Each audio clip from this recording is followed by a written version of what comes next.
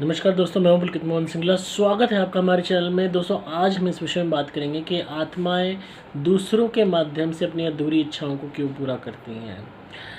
दोस्तों, अक्सर कहा जाता है कि जब भी किसी को प्रेत रोग हो जाता है, कोई भी परेशानी होती है भूत प्रेतों से जुड़ी हुई, पारलौकिक शक्तियों से जुड़ी हुई, तो वो यही सवाल करता है कि हमने इसका क्या बिगाड़ा था, या अगर इसके साथ कुछ गलत हुआ था तो हम जिम्मेदार थोड़ी हैं, या हमारा क्या कसूर है जो ये हम पे ही आई या हमें ही अफेक्ट किया। तो दोस्तों, होता क्या है, जितनी भी इसका जो जवाब है आज मैं आपको इस वीडियो के माध्यम से दूंगा। जितनी भी पारलौकिक शक्तियाँ होती हैं, खासकर भूत प्रेत जो अधूरी इच्छाओं के पूरा ना होने के कारण प्रेत योनि में भटक रहे होते हैं, तो कई दफ़ा ऐसे मंजर आते हैं कि इनकी अधूरी इच्छाएं नहीं पूरी हो पाती। भौतिक रूप में जब ये जीवित थे, जब एक भौतिक शरीर में इनकी आत्मा कैद थी, एक इंसान के रूप में इनका जीवन था, और मरने के बाद भी इनको कोई आसार नहीं दिखाई देते कि वो पर्टिकुलर इच्छा उसी रूप में पूरी हो सके। फॉर एग्ज़ाम्पल, कोई लड़की किसी से प्यार करती थी, सपोज़ उस इंसान ने उसको बदले में प्यार नहीं दिया, उसको रिजेक्ट कर दिया या उसको धोखा दे दिया, और उस लड़की ने आत्महत्या कर ली। फॉर एग्ज़ाम्पल हम लेके चल रहे हैं, उसकी आत्मा को प्यार नहीं मिला, अधूरी वो रही, उस प्यार में मरी, उस वियोग में मरी, उस एक तरफ़ा प्यार के वियोग में मरी, या यूँ कह लीजिए दो तरफ़ा प्यार था, उसको धोखा मिला बाद में, तो उस जुदाई के वियोग में मरी, तो उस इंसान को पा ना सकी। मरने के बाद भी अगर वो उसको नहीं पा सकती और प्रयास करती है और उसमें विफल हो जाती है,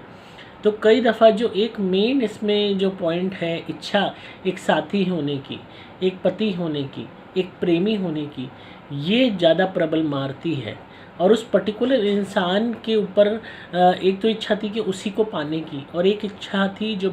अंदर दबी हुई थी कि एक पति हो, एक प्रेमी हो, एक प्यार करने वाला हो। तो जो दबी इच्छा है, जो मेन बेसिक इच्छा है, जो रूट कॉज है उस चीज़ का, कि हर स्त्री चाहती है उसको प्यार करने वाला पति मिले, प्रेमी मिले, उसको चाहने वाला आदमी हो जो सिर्फ उसी का हो, तो वो इच्छा प्रबल मारने लगती है। यूँ कह लीजिए उसको प्रोवोक करने लगती है कि वो नहीं मिला तो वो उस इच्छा को पूरी करेगी किसी और के थ्रू।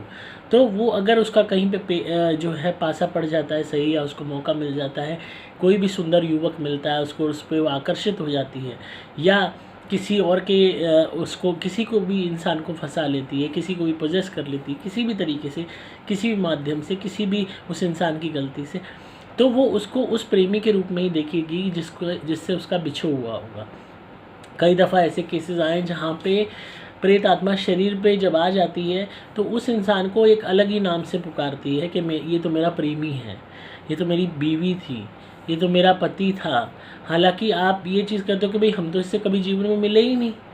हमने तो कभी इससे कोई संबंध ही नहीं रखा, तो ये कैसे हमसे संबंध की बात कर सकती है या कर सकता है कि हमारा इसका रिलेशन रहा है, या फिर हम कब में मिल लिए, या फिर हमारा नाम तो ये है ही नहीं जिस नाम से हमें पुकार रही है। तो वो उसी प्रेमी को उसी नाम से याद करके इस नए इंसान को जिसको पोजेस कर लेती है, उसी नाम से उसको पुकारने लगती है। सपोज़ किसी आदमी का बच्चा मर गया और वो उसके वियोग में मर गया, तो अगर उसकी आत्मा फिर भटक रही है प्रेत योनि में और बच्चे के वियोग में भटक रही है, और बच्चे की स्पिरिट उसके पास नहीं है, और स्पिरिट आगे चली गई या इनकारनेशन में बढ़ गई, पर आत्मा वहीं अटकी हुई है आदमी की, बाप की, कि नहीं मेरा बच्चा था, तो वो भटकते भटकते हो सकता है अपने परिवार के में पैदा होने वाले या किसी भी छोटे बच्चे को हॉन्ट करने लगे, उसकी तरफ आकर्षित होने लगे, किसी आस पड़ोस के बच्चे की तरफ आकर्षित होने लगे। कहीं इसीलिए कहा जाता है ना, हम मरने गिरने में बच्चों को क्यों नहीं लेके जाते,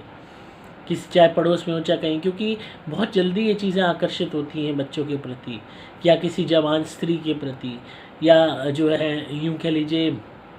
सुंदर हो कोई इंसान उसके प्रति। कहीं ना कहीं जो दबी हुई अधूरी इच्छाएं होती हैं उनको ये नए इंसान के अंदर खोजने लगते हैं कि हम इस नए इंसान के माध्यम से उन इच्छाओं को पूरा करेंगे, और हवाला देते रहते हैं उसी प्रेमी का, उसी पति का, उसी पत्नी का, उसी बच्चे का। तो आप कई दफ़ा ये कंफ्यूज हो जाते हो कि शायद इसने गलत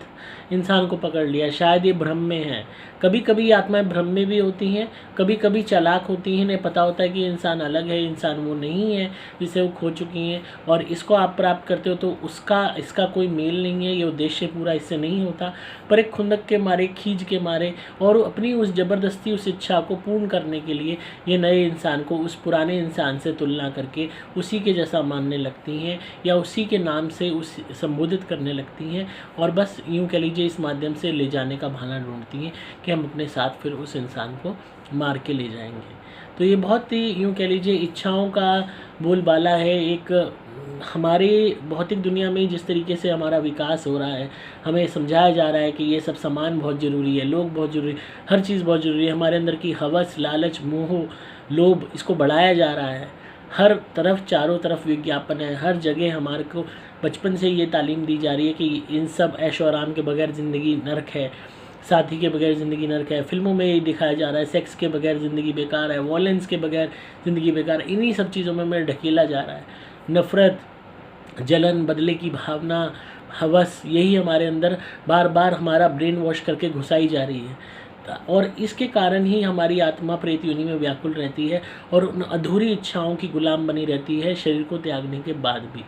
ये जानते हुए भी कि वो इच्छाएं पूरी नहीं हो सकती। और उनको फिर पूरा करने के लिए नए नए बेचारे इंसानों को, इनोसेंट लोगों को जिनका कोई लेना देना नहीं है, उनको सताना शुरू कर देती हैं उन इच्छाओं की आड़ में और फिर बुरे कर्म कर लेती हैं, जिससे अगला पड़ाव उनका फिर पशु योनियों का होता है।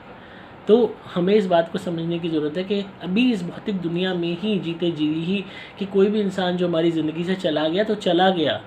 किसी ने धोखा दे दिया, ये उसकी बदकिस्मती है कि उसने हमें खो दिया। हमारी बदकिस्मती नहीं है कि हमें धोखा मिला, उसकी है कि उसने हम जैसे हीरे को खो दिया।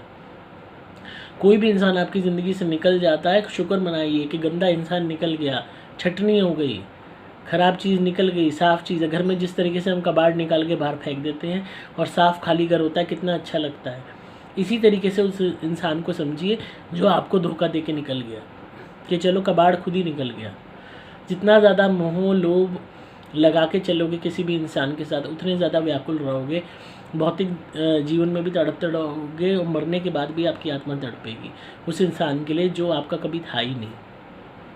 इसी तरीके से औलाद से इतना ज़्यादा मोह मत रखो कि उसके पीछे पागल हो। औलाद परवाह भी नहीं कर रही, आप दिन रात अपनी खून जला रहे हो औलाद के पीछे और मरने के बाद भी आपकी आत्मा फिर व्याकुल रहेगी। पैसे के, सामान के, ज़मीन के, इनके पीछे इतने लालची मत बनो कि मरने के बाद भी आपकी आत्मा को उसी जगह पर बैठना पड़े, आप आगे जा ही ना पाओ। और हवस के लालची तो बिल्कुल मत बनो, संभोग के पीछे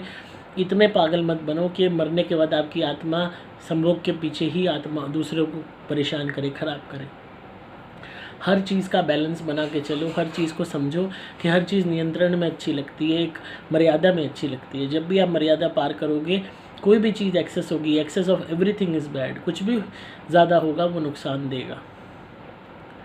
बाकी आपकी अपनी समझ है, अपनी सोच है, मेरा काम था आपको राय देना। इस बात को समझिए कि जितना ज़्यादा हम अपने आप को संतोषजनक बनाना सीखेंगे, अपने आप को विनम्र बनाना सीखेंगे, इंद्रियों के गुलाम नहीं बनेंगे, उतना ज़्यादा हमारी प्रेत योनि भी अच्छी कटेगी अगर हम प्रेत योनि में जाते हैं तो। और ये भौतिक दुनिया में भी हम संतोष के साथ ढंग से जीवन जी पाएंगे, सब्र के साथ जी पाएंगे, व्याकुल नहीं होंगे। ये वही आत्माएं होती हैं जो जीवन भर भी लालची रहती हैं, मोह में, लालच में, हवस में, घमंड में, दिखावे में, जलन में, नफ़रत में, और इन्हीं सब में इनकी ज़िंदगी लिप्त रहती है। और इसी कारण प्रेत योनि में भी ये एक ऐसी स्थिति में जी रहे होते हैं जो एक भटकाव है, खुद ही भटक रहे होते हैं। इसीलिए कहते हैं आत्माएं भटक रही हैं, क्योंकि ये भटक रहे हैं, इनको कोई राह ही नहीं मिल रही, इनको कोई किनारा ही नहीं मिल रहा इनके खुद के कर्मों के कारण। इसलिए खुद की स्थिति ऐसा ना बनाएं और अपने जीते जी ही जीवन में अपना सब्र करना सीखें, विनम्र करना सीखें, लोभ, लालच, मोह को त्यागना सीखें, नफ़रत, गुस्से को त्यागना सीखें, कम से कम झगड़े में पड़ें, कम से कम लड़ाई में पड़ें, हर एक के साथ प्यार से बर्ताव करें, विनम्र बनना सीखें। तो आई होप आपको आज की वीडियो पसंद आई होगी। तो इसी तरह सुनते रहिए, प्यार देते रहिए, सब्सक्राइब कीजिए चैनल को, ताकि आपको पारलौकिक और आध्यात्मिक दुनिया का ज्ञान मिलता रहे। अगर आप किसी भी भूत प्रेत व्याधा से परेशान है, कोई भी नेगेटिविटी है, तो आप मेरी धुनी मंगाइए, सुपर प्लैटिनम या सुपर स्पेशल एक्स्ट्रा घर में जलाइए, आपको बहुत अच्छे रिजल्ट्स मिलेंगे।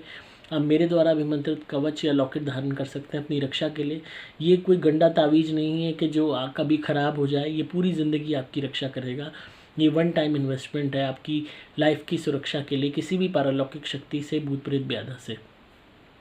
डिस्क्रिप्शन में आपको डिटेल्स मिल जाएंगी। मैं हूँ आपका दोस्त पुलकित मोहन सिंगला।